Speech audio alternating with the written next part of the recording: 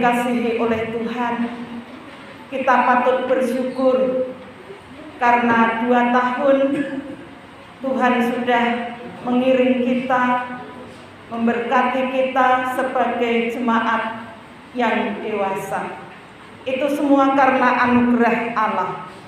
Dan pada malam hari ini, di hari ulang tahun yang kedua, kita akan mengadakan ibadah syukur kita bersama di hadapan Tuhan. Dan mari kita datang ke hadirat-Nya dengan mengakui bahwa pertolongan kita adalah dalam nama Tuhan Allah yang menjadikan langit dan bumi dan yang tidak pernah meninggalkan perbuatan tangannya serta tetap setia untuk selama-lamanya. Turunlah kiranya atas kita semuanya anugerah dan damai sejahtera dari Allah Bapa dan Tuhan kita Yesus Kristus. Amin.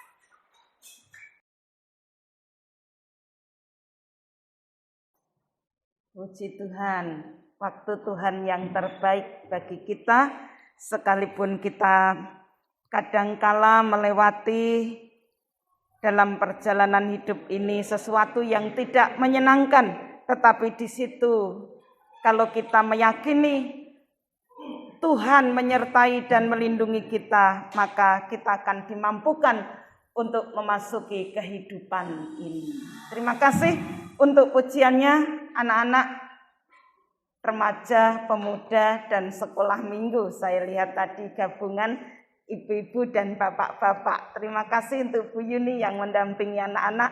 Tuhan memberkati. Shalom. Mari kita bersama-sama mendasari ibadah syukur kita pada malam hari ini dengan kebenaran firman Allah yang terambil dari kitab Lukas pasal yang ke-13 ayat 6 sampai dengan ayat yang ke-9. Demikian bunyi firman Tuhan. Lukas pasal 13 ayat 6 sampai 9. Lalu Yesus mengatakan perumpamaan ini. Seorang mempunyai pohon ara yang tumbuh di kebun anggurnya, dan ia datang untuk mencari buah pada pohon itu, tetapi ia tidak menemukannya. Lalu ia berkata kepada pengurus kebun anggur itu, "Sudah 3 tahun aku datang mencari buah pada pohon ara ini, dan aku tidak menemukannya. Tebanglah pohon ini. Untuk apa ia hidup di tanah ini dengan percuma?" Jawab orang itu, "Tuan, biarkanlah dia tumbuh tahun ini lagi. Aku akan mencangkul tanah sekelilingnya dan memberi pupuk kepadanya. Mungkin tahun depan ia berbuah. Jika tidak, tebanglah dia." Sedemikian jauh pembacaan firman Allah. Yang berbahagia adalah setiap kita yang menerima firman Allah serta melakukannya dalam kehidupan kita sehari-hari. Yang percaya mengatakan amin. Berbuah pada musimnya. Itulah tema yang saya berikan di hari ulang tahun yang kedua untuk GITJ Jembul Wunut ini. Bapak Ibu yang dikasihi oleh Tuhan, pohon ara, Bapak Ibu, pohon ara itu bisa hidup di mana saja. Tidak harus di Timur Tengah, tidak harus di Israel, tidak harus cuaca yang panas atau tempat yang dingin, tidak. Tetapi dimanapun saja pohon ara ini bisa tumbuh dengan subur. Tidak peduli di dataran tinggi atau di dataran rendah, di iklim yang sejuk maupun di iklim yang panas atau gersang. Nah, bukan hanya ditanam di sini di tanah yang subur atau gembur sehingga pohon ara ini bisa berbuah, tidak. Tetapi di tempat bebatuan sekalipun pohon ara ini ditanam bisa tumbuh dengan subur dan bisa menghasilkan buahnya. Namun apa yang terjadi dalam perumpamaan yang sudah kita baca tadi, Bapak Ibu? Dia berada di tengah-tengah kebun anggur. Tentunya kebun anggur itu tanahnya subur. Namun mengapa si pemilik tanah di situ ketika mencari buahnya? Sudah berapa tahun tadi Bapak Ibu? 3 tahun. Nah, kita 2 tahun. Ya. dicari buahnya, sehingga tuannya berkata tebang saja, tidak ada gunanya. Mengganggu pemandangan saja. Tentunya kita menanam pohon mengharapkan ada hasilnya, ada buahnya. Manakala kita menanam pohon dan bertahun-tahun tidak ada buahnya, maka pastinya kita menebang sehingga kita akan mengganti tanaman yang baru. Seperti itu kira-kira apa yang dirasakan, apa yang dilakukan oleh tuan tanah tersebut atau orang yang punya tanah atau kebun anggur pada waktu itu. Nah, Bapak Ibu, selain apa yang saya sampaikan bahwa pohon ara itu bisa berbuah, bisa tumbuh di mana saja. Bahkan pohon ara yang sehat ya Bapak Ibu, tidak yang kerdil, tidak yang asal-asalan tanamnya. Nah, di situ dapat berbuah selama 10 bulan dalam 1 tahun. Bayangkan, saya melihat matoa di depannya Mbah Taso. Setiap kali itu setelah buah dipanen lalu berbunga lagi, itu senang. Paling tidak 3 kali memanennya dulu itu seperti itu. Senang pastinya yang punya pohon itu. Nah, tapi apa yang terjadi? Ketika dicari tidak ada buahnya, tebang saja. Nah, Bapak Ibu, hal yang perlu kita renungkan pada malam hari di ibadah syukur. Di ibadah syukur ulang tahun yang kedua GITJ Jembul Wunut ini. Yang pertama, kita bisa belajar bahwa sesungguhnya Tuhan mengutus kita dimanapun saja. Dan Tuhan punya tujuan. Ketika Tuhan mengutus kita, ketika Tuhan menempatkan kita di mana kita berada, ya tentunya saat ini di Jembul Wunut, Tuhan punya rencana dan tujuan bagi jemaatnya. Supaya apa tujuannya? Berbuah. Ini kerinduan Tuhan. Supaya kita menghasilkan buah dan tentunya buah yang manis.